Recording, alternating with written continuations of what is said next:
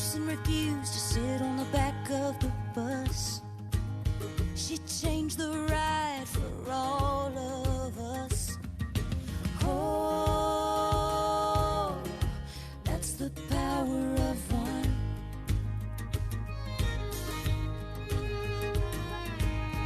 Her diary found a light in the dark. A young girl's hope touched millions of hearts. Oh, that's the power of one. One grain of sand can turn the tide. One single spark can light the night. One simple dream, one gentle word, one act of love from someone can start a chain reaction. It all begins in the heart, and the power of one.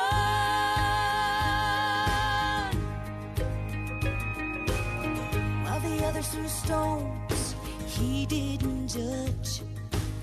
He moved the world with the strength of his love. Oh, that's the power of one. One grain of sand can turn the tide. One single spark can light the night.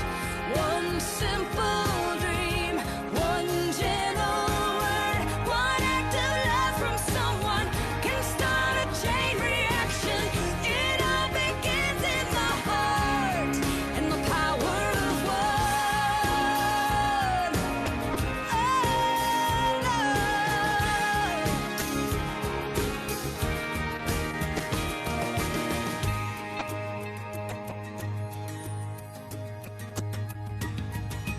all the little things we do every day, the smallest step can bring on a change. Oh, that's the power of one. 'Cause one grain of sand can turn the tide. One single spark can light the night. One simple dream, one gentle word, one act of love from someone can start a chain reaction. It all begins in the heart, and the power of one. The power of one. The power of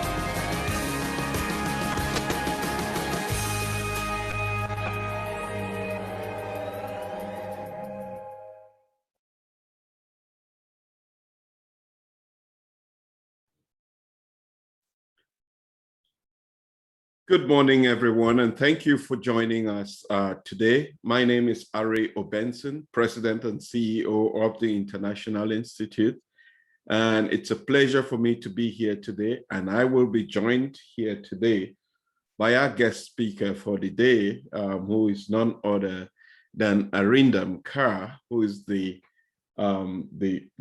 chairman of the board of directors of the International Institute and a partner with Brian Cave Lighton here in St. Louis. Arindam, welcome. Thank you.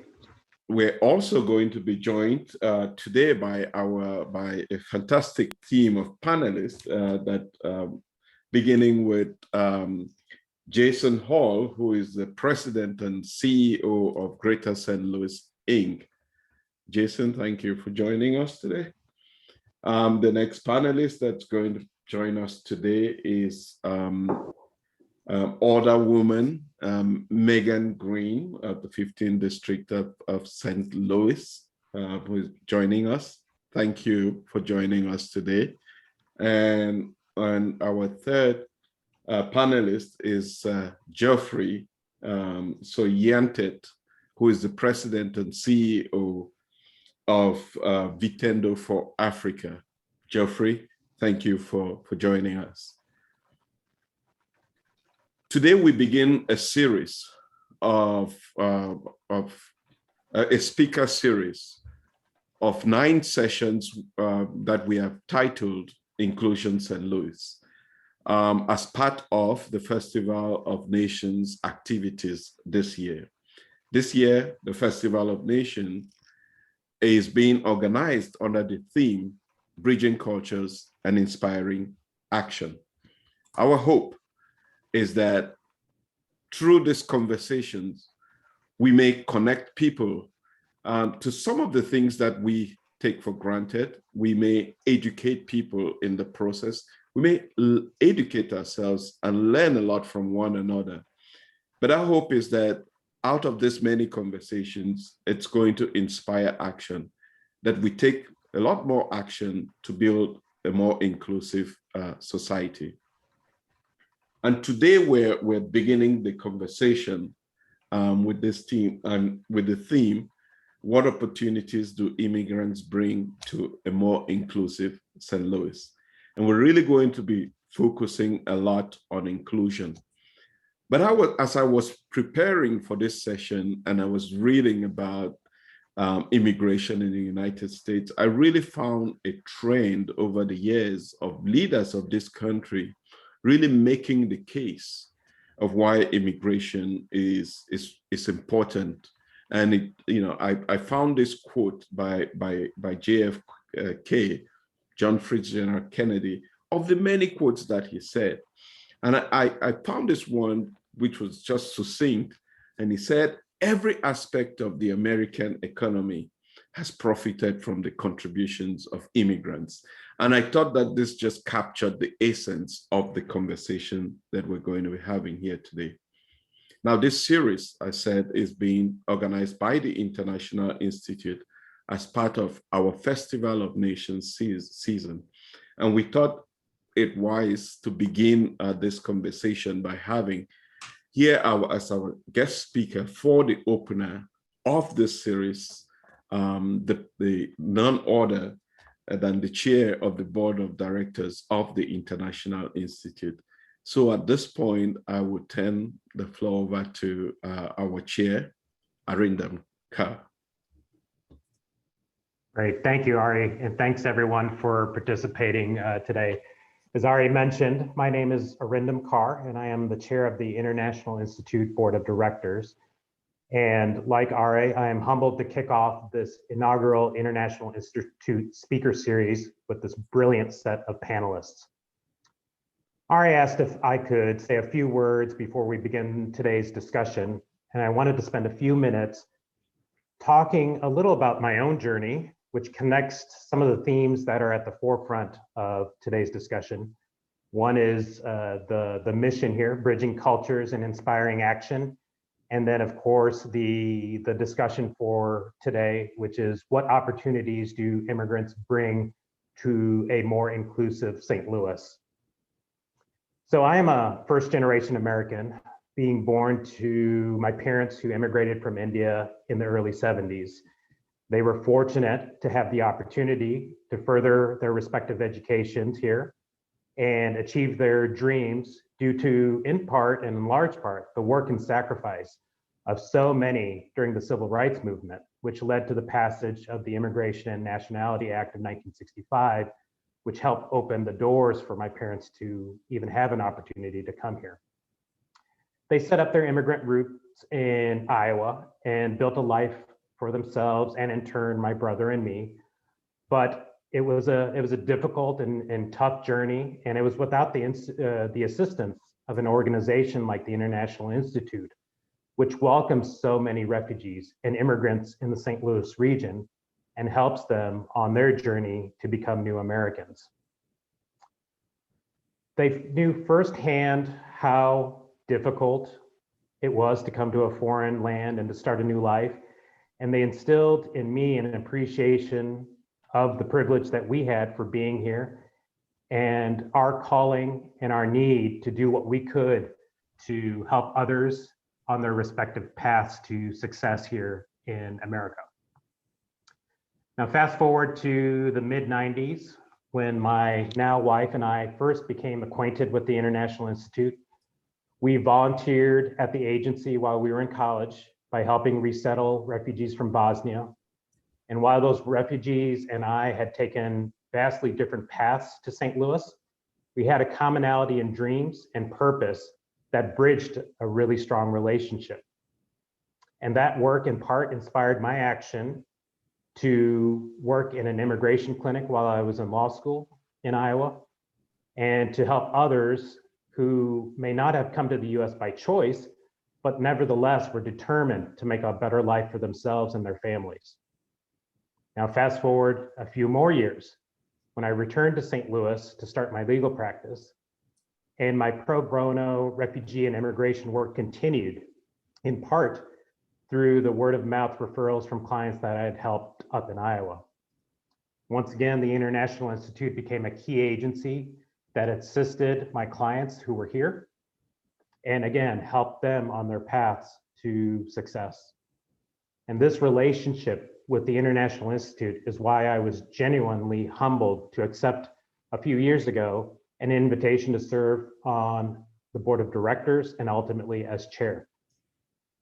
I have firsthand seen the value of bridging gaps amongst cultures, how that inspires action, and through my own family's path here in the United States, I've seen the value that immigrants bring, not only to communities, but how by being more inclusive in a community, how by sharing cultures, by sharing stories, by sharing common connections can really empower and really make a community much more vibrant than without the inclusion of immigrants and people from other lands.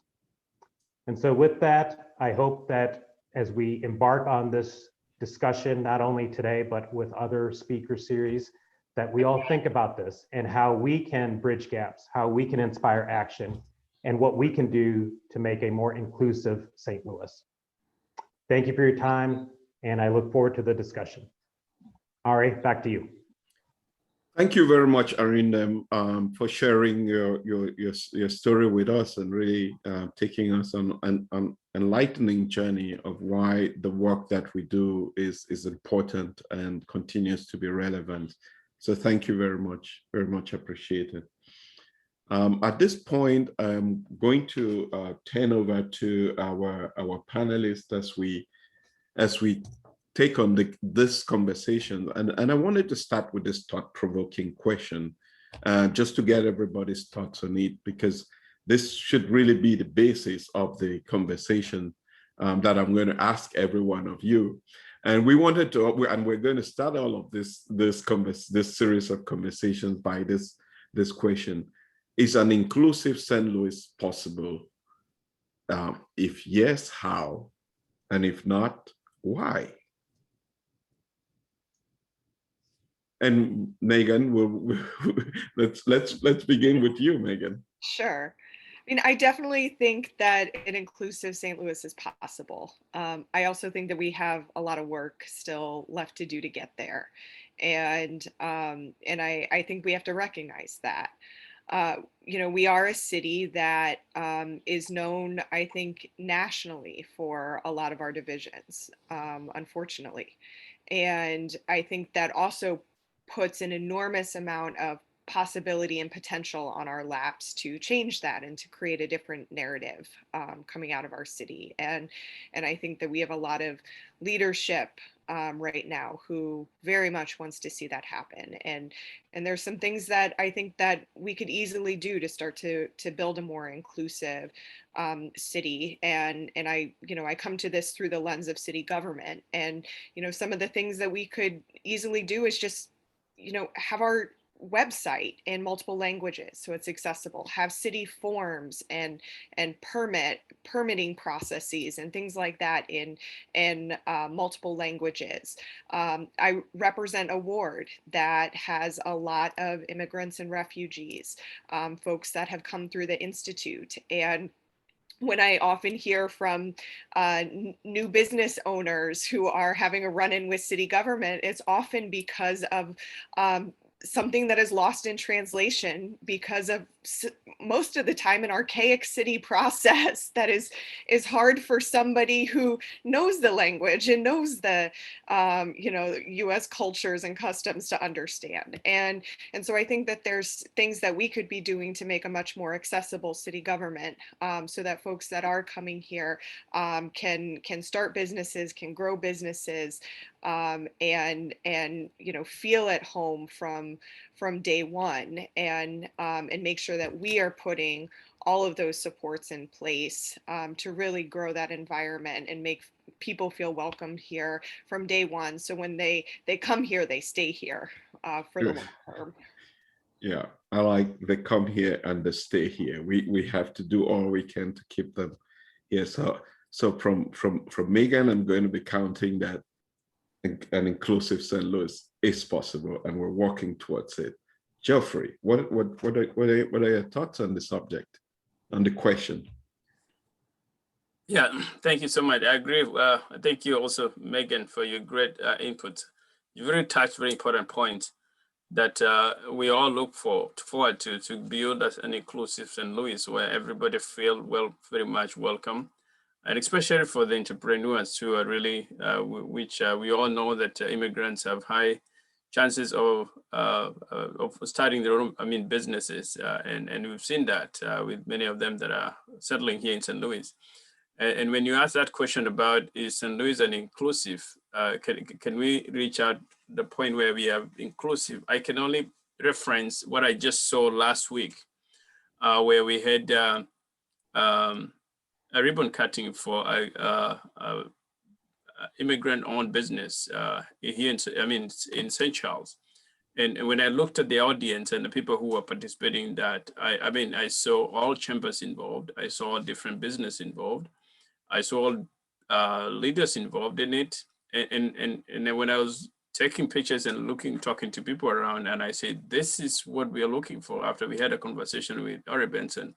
And I said, this is what we're looking for to build an inclusive St. Louis where everybody feel comfortable to be part of this, and everybody gets part to see the success. When it doesn't matter who is doing what, as long as it's anything that is building bringing the economic growth of our region, you don't care who is doing that. It is in one way or the other, it benefits you as an individual.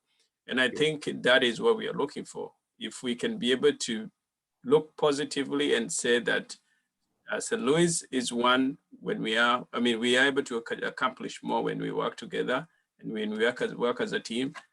Inclusiveness of St. Louis is very possible, and I believe that too. Thank you. So I count that as a yes, it's possible. Yes. Jason, what are your thoughts on the question? No, thank you. And I think Alder Green and Geoffrey both laid out, I thought, very clear yeses to this. I would punctuate their responses to say it needs to be a mandate for this community. I think St. Louis is at a crossroads, and I think we enter this decade coming off of the global pandemic, facing a very serious crossroads about our future. And I think the mandate and necessity to become a more inclusive community is deeply intertwined with what I think is the other great challenge facing St. Louis, is that we need to grow again. We know that we have not been growing. The city has not had a population gain in 70 years. The metro population has been stagnating. We need to be opening our arms to every immigrant and every refugee who wants to come to this country and who wants to come to this metropolitan region and call it home. And I would certainly applaud the work of the International Institute to do that hard work every single day and create a focal point for those that are choosing to come here. And likewise, the work of the Mosaic Project to work through our business community and others to make sure that we have career pathways, career opportunities, and we are lifting our voice in favor of this. It couldn't come at a more critical time. We are coming off of the last 4 years, unlike I have seen in my lifetime, that made it very difficult to do what I think is fundamentally an American value of opening our borders and our arms to the foreign-born, because they do make this country stronger, and we need to speak that out. And at times, not only have we had that voice and challenge at the national level, living in a state that at times state policy has been working against the needs of St. Louis to be a growing global multicultural metropolitan region. So this is a mandate. I think we can do it. We must do it. And if we do this, not only will we be stronger, a more interesting, a more vibrant community, I think it's the key to us growing again in being a thriving metro. And I'll talk a little bit later about the critical role that our foreign-born populations play as job creators, as company creators, because I think that narrative at times gets lost. I think some have tried to obscure that intentionally for their political ends. That means we have to speak up even louder and without any ambiguity. And I can tell you the business community stands behind this as an imperative for our metro. Fabulous. So we begin on a note of hope here that all three panelists will agree that an inclusive St. Louis is possible. And you have even taken this further to say, we must get this job done, right? With that, I want to come back to you, Jason. Specifically, I was in preparing for this, I was looking at the St. Louis Jobs Plan 2030, and specifically identified as one of the underrepresented groups that should work towards achieving inclusive growth is the immigrant population. And I just wanted you to touch a bit on that, on the jobs plan, and why do you see the opportunity of lifting up the immigrant population as part of the groups that will enable us achieve this ambitious plan? No, I appreciate that. And a really important body of work. And for the guests that aren't familiar, the St. Louis metropolitan region, the 15 county bi-state that is St. Louis, we had written down what our jobs priorities, how we're going to grow in over a decade. And I think we were the only top 20 metro in the United States that had not done that.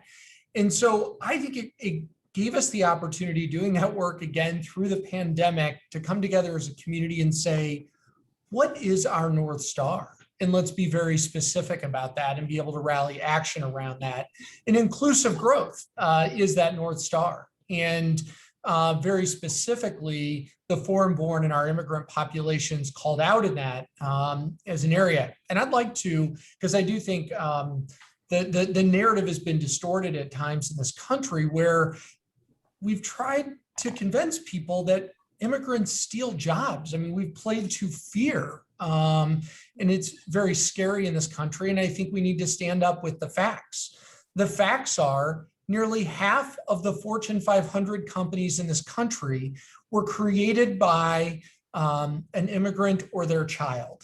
Those are the facts. They have made us stronger. They've ensured this country's leadership position in the global economy. We know from the work and analysis that's been done here locally, our foreign-born are twice as likely as a native born to create a company. Our foreign born are job creators, they're company creators. So for an economy that is working so hard to grow, and the Midwest has been through a lot. I mean, there has been an incredible economic transformation that brought heavy headwinds to older industrial cities like St. Louis. So we need to pull all the levers we can that we know create companies, grow our population, and grow more job opportunities.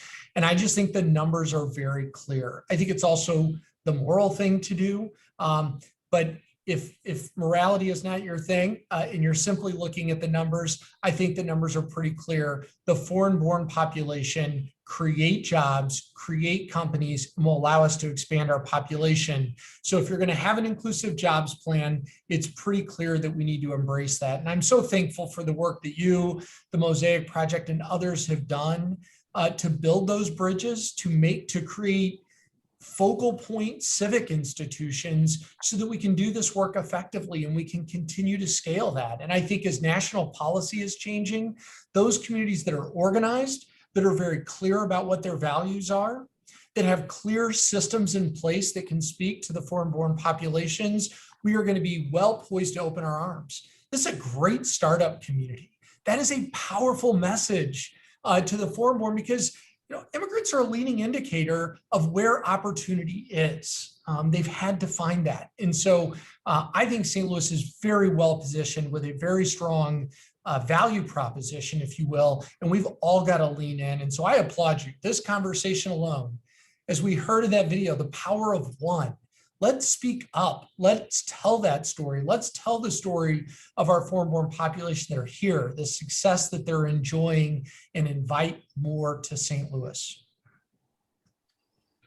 Well, thank you very much, Jason, for that conversation. Let me segue to Geoffrey at this time, because talking about foreign-born, you've created this organization that essentially is supporting immigrants, especially from Africa, to find their way as they with all the challenges that anyone who comes into a new country.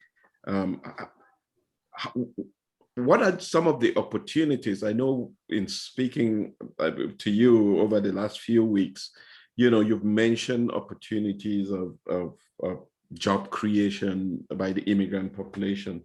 So are there any specific examples that you would like to share about the immigrant population creating jobs?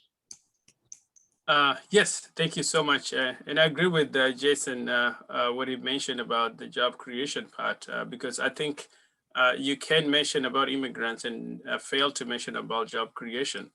I mean, they just go together. And when you talk about that, the way I look at it is not necessarily the immigrant just starting a business that create jobs, but also go further and look at it in a way that if you employ some of these great immigrants who are coming from a very difficult challenges, they're very much resilient to different environments. So they are more likely to work hard.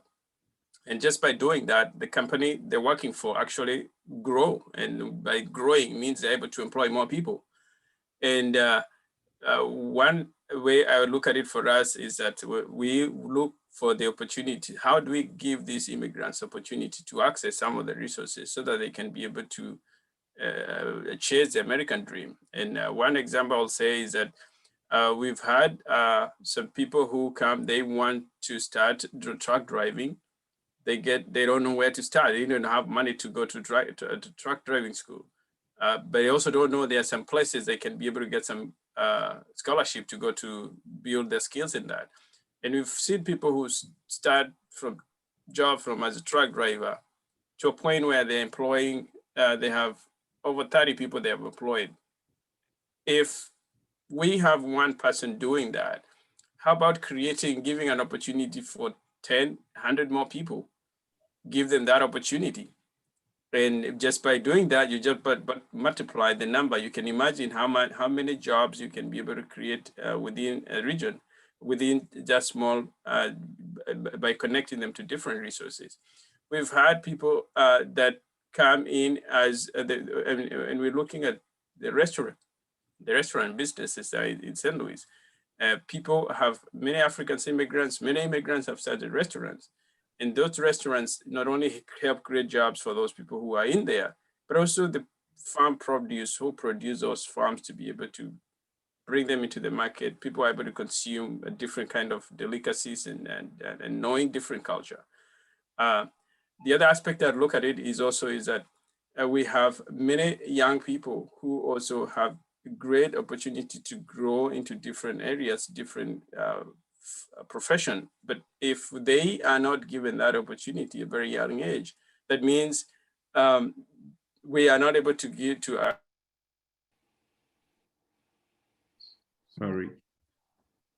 Sorry, I think we lost the sound on your. Oh, sorry. Yeah. Stuff. Yeah, so I was saying that creating those opportunities, I mean, for young people, it's also very important, especially for the international students. When they come in here, we want to connect them to different avenues where they can be able to get the jobs and start their career and be able to stay. Like Megan saying, we want to, when they come here, they not only go to school here, but also they stay here, work for in this region, and possibly maybe down the line we'll be able to start jobs. And we have seen so many of them do that. Yeah, thank you very much. Megan, before I come on to you, I just want to say to our audience that if you have any questions for our panelists, we will be taking those questions. If you drop your question in the Q&A section, we will pick up the question and pose those to the panelists. Megan, I had a unique opportunity of having a conversation about some of the challenges that we face with the immigrant population in your district, and I had the opportunity of going down there and seeing how diverse, like there's so many of the immigrant and refugee population living there. And I just wanted to ask you, how has that enriched our cultural experience as a community? The fact that we have all this diverse population living in your district, and what is the value that brings to our community? I mean, it is the foundational fabric for the Tower Grove community historically. I moved into the Tower Grove neighborhood when I moved to St. Louis about 16 years ago now. And one of the main reasons that I moved into this neighborhood was because it was multicultural. And one of the first things that I actually experienced about St. Louis was the Festival of Nations. And it was that festival that said, you know what, this is the area that I want to live in. This is, I grew up in I had a pretty multicultural upbringing. And so for me, this felt like home in a different city. And when you look at the success of South Grand, it is because of those immigrant businesses that have stayed and grown and sometimes then, replicated, and their kids have also opened a business along South Grand. And we've seen that take hold over generations. And a lot of the revitalization that has happened, not just in Tower Grove, but in neighborhoods south of Tower Grove, is because of the Vietnamese population and the Latino population and the Bosnian population that has come and, moved into certain neighborhoods and really revitalized areas that needed it. And to Jason's point earlier, yes, we need to be working to increase immigration into our city and work with the refugee resettlement program to be bringing in more refugees into our city. And I would love to see that continuing to grow in the Tower Grove area, as we've, unfortunately saw a decline over the last 4 years under, the previous administration. But that's not to say that we don't have challenges right now too. So I've seen a couple comments on the chat about affordable housing, and it is a huge issue because these neighborhoods that have historically been these integrated multicultural neighborhoods are also very rapidly gentrifying at the moment. And our housing costs are getting astronomical, and our rental costs are getting to a point where our rents are not attainable for a lot of new people coming to our country, and we need to figure that challenge out, because we're going to lose a very integral part of our community in these neighborhoods around Tower Grove Park if we do not figure this out quickly, and if we do not solve this affordable housing crisis that we are seeing right now. Because this is such an integral part of our neighborhoods. And the other thing I'll say about the affordable housing piece is it's not just affordable 1-bedroom apartments. A lot of times when we're seeing new families come to St. Louis, it's larger families. It's people with 5, 6, 7, 8 members of their family. And, historically, we've been able to place folks in, multiple units in a 4-family building. But what we're seeing right now is so many of these 4 families are getting converted over to 2-family townhomes, and the 2 families are getting converted over to a single family house, and so we're losing the ability to be able to do that, and so pretty rapidly we are going to need to solve this issue, or else we're going to end up losing such an integral piece of the foundation of our neighborhoods right around Tower Grove Park. Yeah, and one of the sessions that we're going to have, one of the series that we're going to have, is going to really be specifically on this housing issue, and I'm hoping that we could bring out some voices that can speak about that, for an entire hour.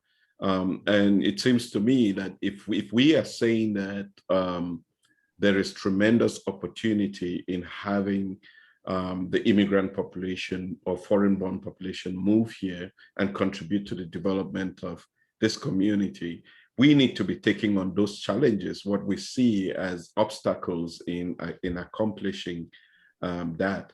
But just before we move on, and I know we will come back to this question of housing, but what would you say, Alderwoman Green, to people who see immigrants as a burden to this community rather than an opportunity? How have you, as a legislature or somebody who is constantly talking to the population, how have you dealt with this question? Or what are some tips that you can give us to be able to explain that there is more merit in having this foreign-born population come here, or immigrants come here, than a burden? I encourage folks to take a walk with me down South Grant. I think it's hard to not take a walk down, through some of our neighborhoods and through the business district, and see the vibrancy and talk to some of the small business owners and meet a lot of the folks along the way and hold those views. At the same time, I think that one of the things that we need to overcome in St. Louis is sort of this binary thinking. A lot of times we think of St. Louis only in terms of black and white, and not in and we don't think of the fact that we do have a large foreign-born population here. And so, when we look at, representation within city government, or we look even at the conversations that we often have in city government, foreign-born populations are often not part of the conversation. And I think just starting to change that narrative will start to change some of those mindsets. And I think a part of that is also an experience gap. When folks are not exposed to places like South Grand, when they're not exposed to foreign-born populations, it's easy to fear that which you don't know. And so I think, part of what we can be doing going forward is building those relationships, building those bridges, to break down some of those barriers, and so that we create greater understanding that there really is more that we have in common than differences, and that, especially in the areas around Tower Grove Park, our foreign-born population has been the backbone of our communities, and we would not have the success of these neighborhoods if not for our foreign-born populations. Well, thank you very much. I know where it's amazing how time goes by fast when you have this really meaningful conversations. But Jason, I wanted you to touch on this question, the similar question about, you touched a little bit on that, but how do you have this conversation, which sometimes can be difficult in really explaining to people that yes, the immigrants come here, they're not a burden if you do the math, if you look at the facts and the statistics. How do you deal with it when you're faced with having this conversation? And I know you have been doing a lot of work in engaging with the stakeholders, especially at the state level, to try to change the narrative. But what recommendations would you have to our audience on how they can deal with this question on a day-to-day basis? No, it's a great question. And sometimes there's clarity and simplicity. Again, I think as we've all spoken about, the hatred that has been spewed from our nation's capital for the last 4 years, that has to be countered with clarity, with embrace. And so I think very important at the metropolitan and city levels around this country that we all speak up first and foremost and say, you are welcome, you are valued, and we need you. And I think that the simplicity of that message is just critical, given what we've heard. I recently watched Ken Hirschfeld and Peter Tao sent to me Day One, and I watched that documentary again recently, and it recounted, and it was painful, the hatred around the Syrian refugee crisis and how we spoke up as a city and a metro against that. So one, I think, is speaking. Secondly, I think we've been very blessed with a business community in this metro that has spoken up early. David Kemper, the William T. Kemper Foundation, original funders of the Strauss study that led to the Mosaic Project, and saying, let's open our arms to the immigrant population here. And I think the work that you and so many others have done to continue that has been critical, so that there are inroads into our businesses and opportunities. There are inroads into our robust startup ecosystem, so that the foreign-born have and can take advantage of those, whether it's in a tech firm or a non-tech firm. They all matter, and we need all of them.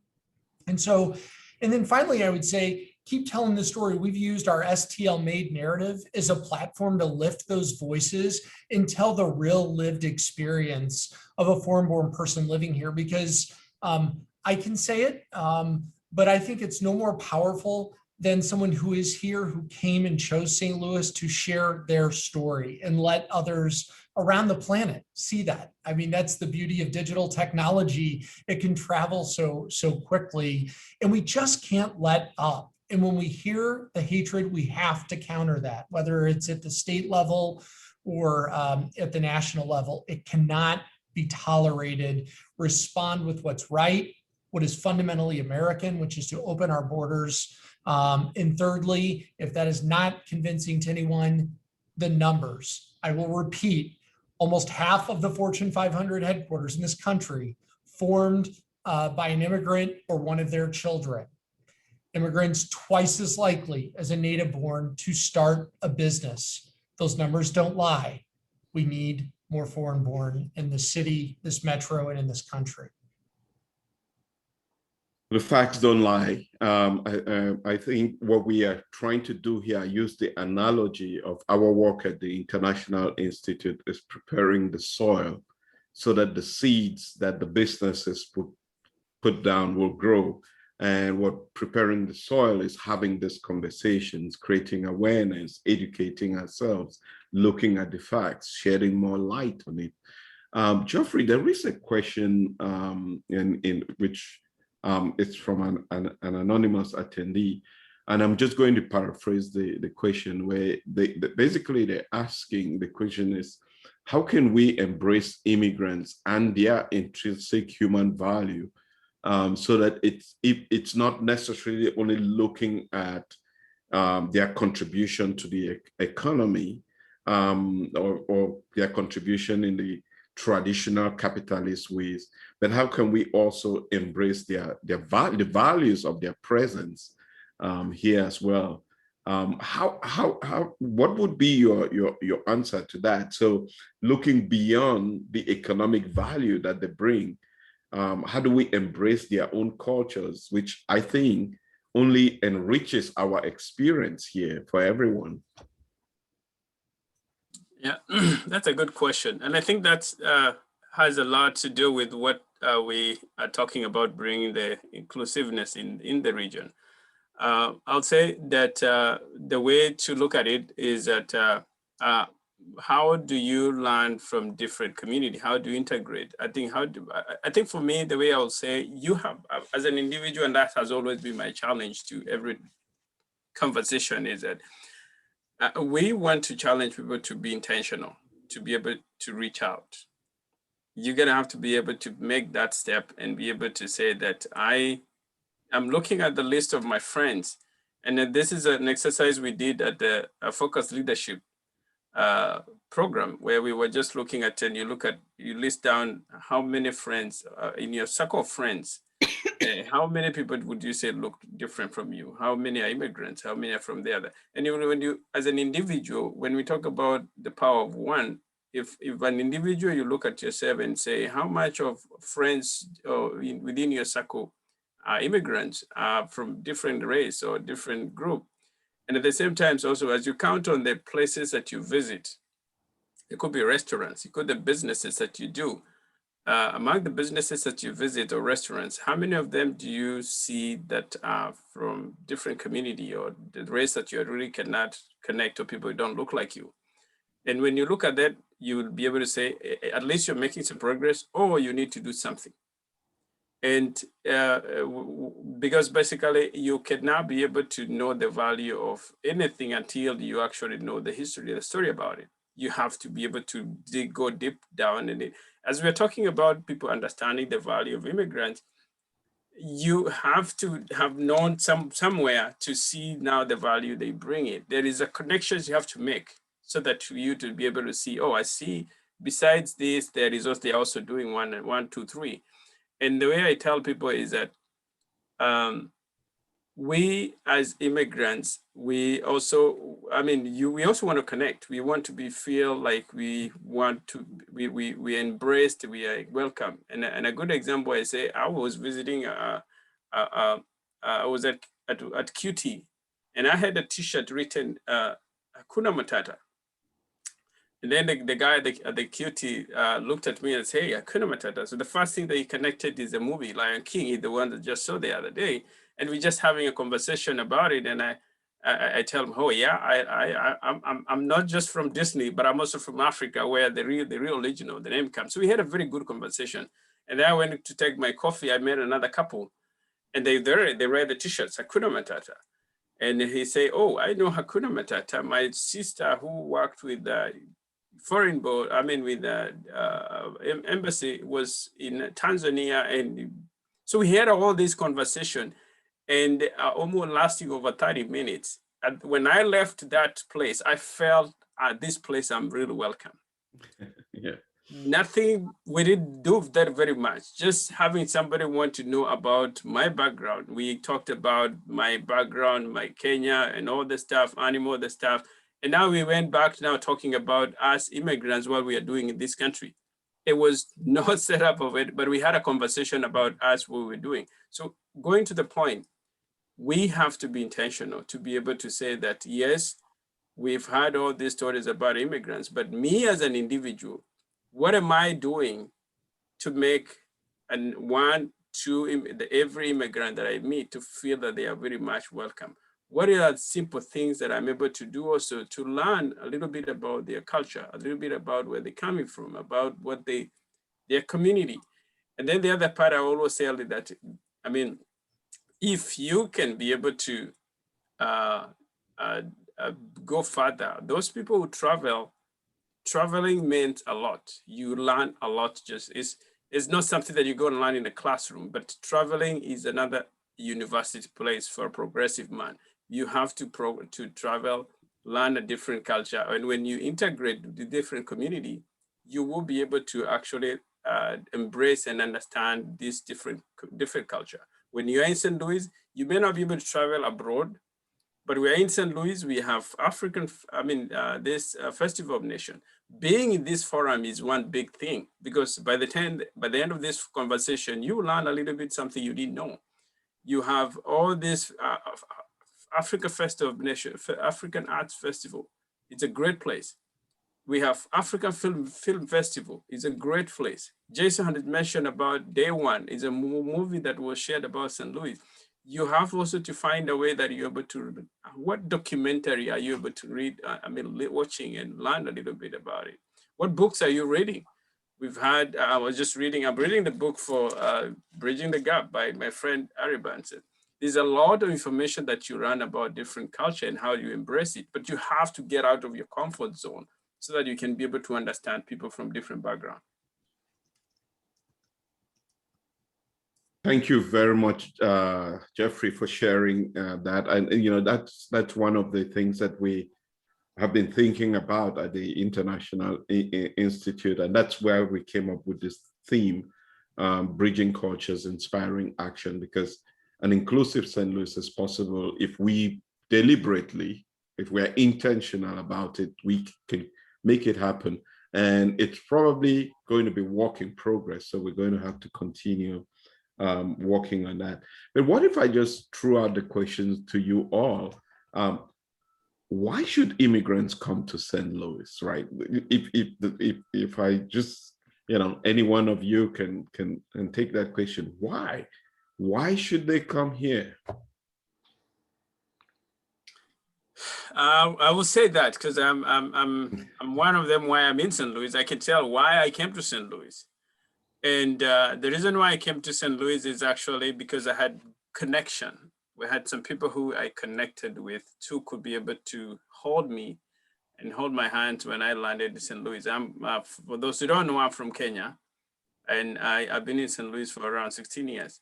And the reason why I came to St. Louis, and maybe there are people who come and leave, maybe, or they didn't have a way that they connect. But I would say when you come to, the reason why people should be able to, the reason why immigrants should come to St. Louis is actually a great opportunity to grow, especially, and we say immigrants, they're very good in entrepreneurship. If you are an immigrant and your dream is actually to start business, we're so lucky now. We have great connections with St. Louis Mosaic Project, with Jason Hall with the St. Louis Inc. There is a lot of opportunities, a lot of resources, and also organizations like International Institute, Vitendo for Africa, and others that have been able to pull all this information for you to be able, you don't have to start from the scratch. You have all the information that you need that help you to build your dream. And then the other aspect that I always say is the biggest part is actually the community connection. Yeah. Community connection is big, and we've invested heavily on that, that when you come in St. Louis, you're from whatever country you are, we will connect you to the community that you need. If you're for whatever country you are, you will be able to get some community. That sense of community is huge, and that keeps people to St. Louis together. Absolutely. This we must say loud and clear, that looking at this panel here today and say, this is why people should come here. What are your thoughts on the subject, Alderwoman Green? The other thing that I would add is that we do have a relatively low cost of living here. And so if you are looking to, take a chance on starting a new business, this is a place where you can do that, those startup costs are lower than you might find in some other areas. If you're, out on the East Coast or the West Coast or in Chicago, property values are less expensive here than some of those coastal cities. And so, it is easier, I think, in some ways to have those startup costs. And, we also have a lot of free amenities here and a lot of, great things to take advantage of. And so, a lot of great kind of culture that's already embedded in our city that's easy to access, that is free or cost effective. And that really makes St. Louis and the St. Louis region a great place to live and to reside.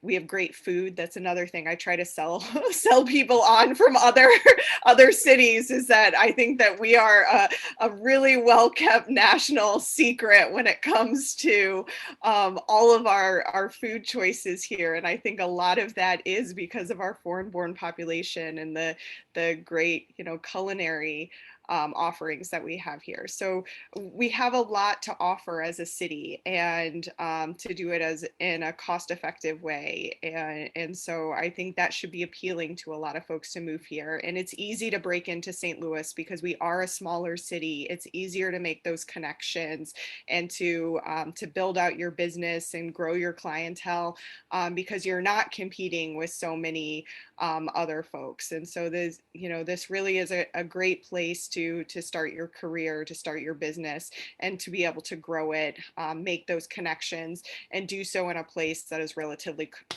cost effective.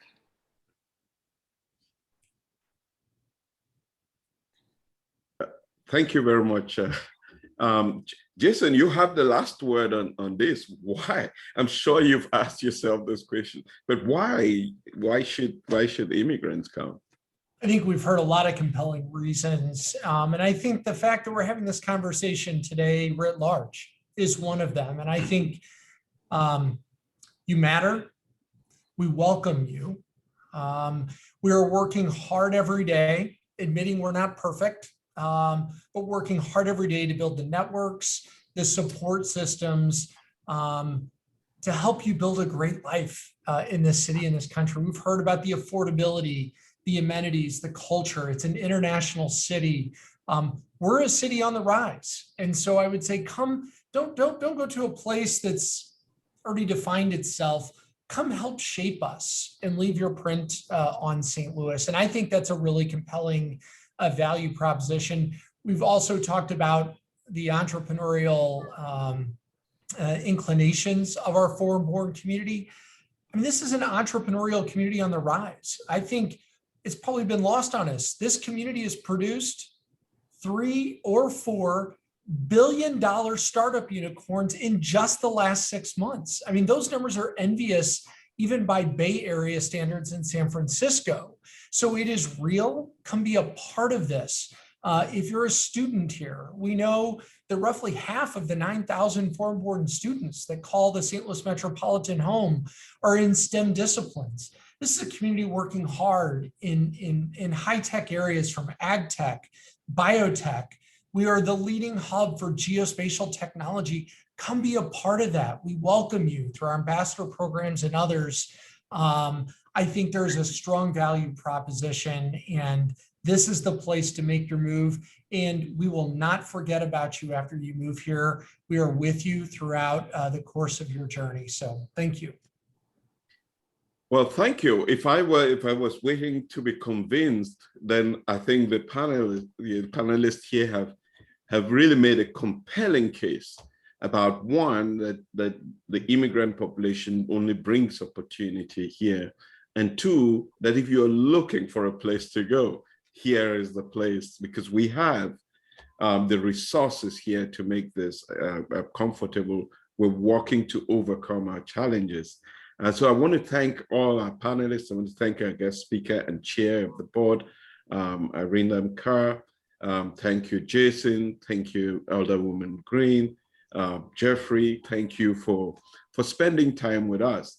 This is and I want to thank all the participants and the incredible chatter that took place in the chat room, sharing thoughts of challenges and ways in which we can overcome those. And we really appreciate that. And we know that the question of immigrants in St. Louis and an inclusive St. Louis cannot be covered in an hour. And that's why we're going to continue these conversations each Monday for the next 10 weeks, but for July 5th, which will skip the holiday. Next week, Monday, we're going to be talking about how can the deliberate practice of diversity, equality, and inclusion by stakeholders lead to a more inclusive St. Louis. And I'm asking you to come back again as we have this conversation towards building a more inclusive St. Louis. So once more, thank you to our panelists. Thank you to our guests. Have a wonderful week ahead of you, and stay tuned for more festival activities, beginning with the pop-up dinner on Wednesday this week. Thank you, everyone. Enjoy your week. Thank you.